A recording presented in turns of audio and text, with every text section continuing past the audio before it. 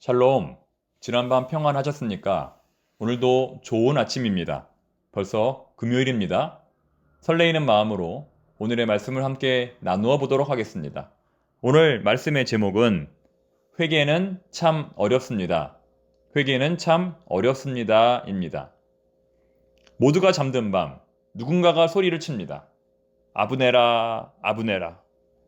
사울의 창과 물병을 몰래 가지고 나온 다윗이 외치는 소리입니다. 아브넬은 다윗과 안면이 있는 사람입니다. 다윗이 골리앗을 물리쳤을 때 다윗을 사울에게 데리고 간 사람이 바로 아브넬입니다. 그는 사울의 경호 책임자이면서 이스라엘 군대의 군대 장관입니다. 깊은 잠에 빠져 있다가 난데없이 다윗의 목소리를 들은 아브넬은 매우 놀라고 당황스러웠을 것입니다. 그리고 무엇보다 그 소리에 사울 왕이 잠에서 깰 것을 염려했을 것입니다. 다윗이 묻습니다. 왕의 창과 물병이 어디에 있는지 살펴보라. 아브넬은 이 말을 듣고 사울의 머리맡에 있었던 창과 물병이 없어진 사실을 확인하였을 것입니다. 그리고 다윗이 사울을 죽일 수 있었음에도 불구하고 단지 창과 물병만 가지고 나갔음을 알게 되었을 것입니다. 이처럼 다윗은 군대 장관 아브넬의 직무유기를 먼저 책망합니다.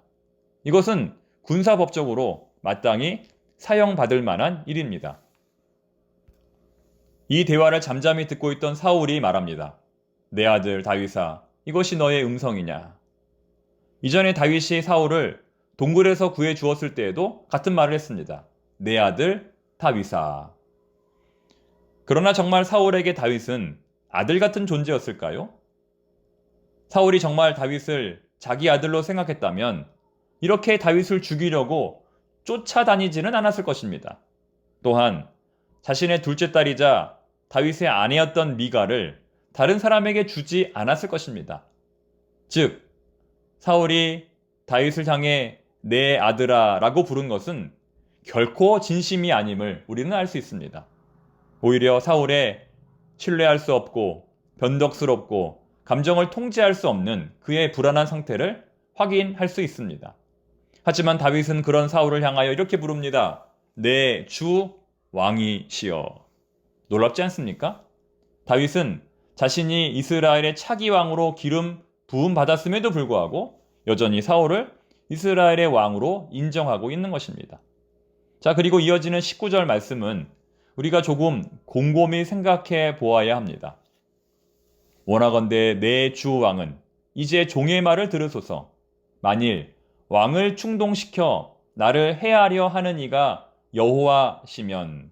자, 이 구절인데요. 한 번 더 읽어드리면 만일 왕을 충동시켜 나를 해하려 하는 이가 여호와시면. 자, 이 표현은 여호와 하나님을 절대적으로 신뢰하는 다윗의 신앙을 보여주는 것입니다. 자, 무슨 말이냐면 만에 하나라도, 정말 만에 하나라도 하나님이 지금 사울의 마음을 선동하신 것이라면 이러한 사울의 공격을 자신은 정당하게 받아들이겠다는 것입니다.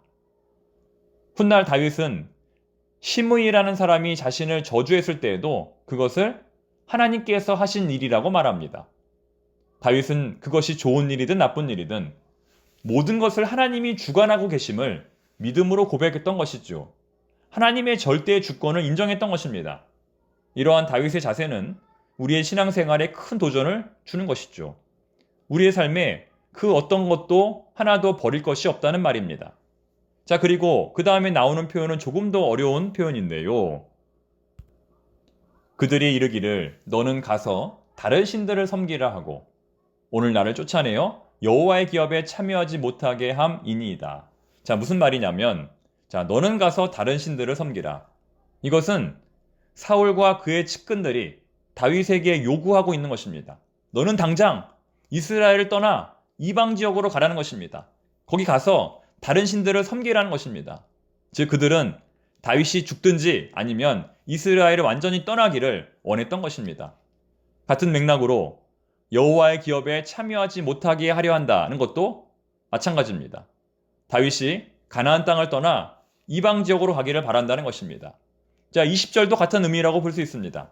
그런즉 청하건대 여호와 앞에서 먼 이곳에서 이제 나의 피가 땅에 흐르지 말게 하소서. 다윗을 죽이려고 하고 다윗을 영구적으로 추방하려고 하는 사울의 태도에 그동안 큰 부담감을 느꼈던 다윗의 고백입니다. 제발 그런 일이 벌어지지 않게 해달라고 다윗이 요청하고 있는 것입니다. 하지만 결국 사무엘상 26장에서 다윗은 망명을 하게 됩니다. 가나안 지역에서 이방 지역으로 망명을 하게 됩니다. 그것도 이스라엘의 가장 원수였던 블레셋으로 망명을 하게 됩니다. 즉 우리는 다윗의 이러한 망명 원인이 바로 사울의 압박 때문이었음을 알게 되는 것입니다. 또한 다윗은 사울을 비유하기를 사냥꾼으로, 자기 자신을 메추라기로 비유합니다. 재밌는 사실은 메추라기는 산이 아니라 주로 광야에 사는 새입니다. 그러므로 산에서 메추라기를 사냥한다는 본문의 표현은 우물에서 숭늉을 구하는 것처럼 무익하고 쓸모없는 일이라는 것입니다. 다윗은 이러한 예를 들어 사울이 자기를 죽이려는 것은 아무런 가치 없고 무의미한 일임을 강조하고 있습니다. 사울은 다윗의 이러한 애통하는 말을 듣고 곧바로 자신의 잘못을 뉘우칩니다. 자신이 어리석었다고, 자신이 잘못했다고, 다시는 그렇게 하지 않겠다고 말합니다. 그런데 이러한 사울의 회개는 사무엘상 24장 16절 이하에 나오는 내용과 너무나 유사합니다. 내가 큰 일을 하겠고 반드시 승리를 얻으리라. 과연 사울은 다윗과의 이 약속을 지켰을까요? 그렇지 않다는 것을 우리는 너무나 잘 알고 있습니다. 오늘 설교의 제목은 회개는 참 어렵습니다입니다. 회개는 참 어렵습니다. 그렇습니다. 회개하는 것 참 어렵습니다. 잘못을 인정하는 것도 어렵고 용서하고 화해하는 것도 어렵습니다. 하지만 삶의 패턴을 바꾸는 것은 더 어려운 일입니다. 오랜 시간 앙금이 있는 사람들이 만나서 화해를 한다는 것은 참 좋은 일입니다.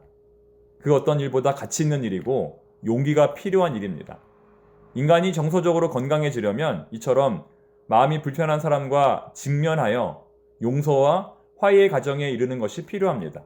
교회에서, 사회에서, 가정에서 꼭 필요한 일입니다.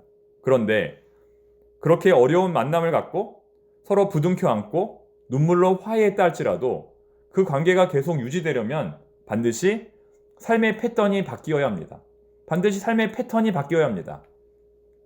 제가 아는 어느 목사님, 그분은 함께 사역하는 동료 목사님들과 항상 트러블이 있었습니다. 상대방을 의도적으로 무시하고 자신의 권위를 높이려는 것이 그분의 문제였습니다. 그러다가 목사님들끼리 감정이 쌓이면 폭발하고 또 화해하고 하는 일이 반복이 되었습니다. 다시 말해 한번 화해하고 용서했으면 똑같은 일이 반복되지 말아야 하는데 화해한 다음날 또다시 같은 일이 반복되었던 것입니다. 그분은 변명하기를 동료 목사님들에게 배신을 당한 적이 있어 본능적으로 그렇게 된다 이렇게 말씀을 하시는데 참 안타까운 일입니다. 다윗도 분명 사울로부터 사과도 받고 다짐도 받았지만 그의 변화되지 않은 삶의 패턴 때문에 결국은 고향을 떠나 이방 지역으로 가게 됩니다.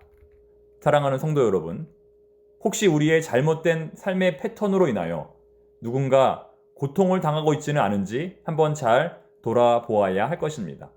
직장에서, 가정에서, 교회에서 사과할 것은 사과하고 돌이킬 것은 돌이킬 수 있는 진정 회개의 열매가 있는 우리 모두가 되기를 바랍니다.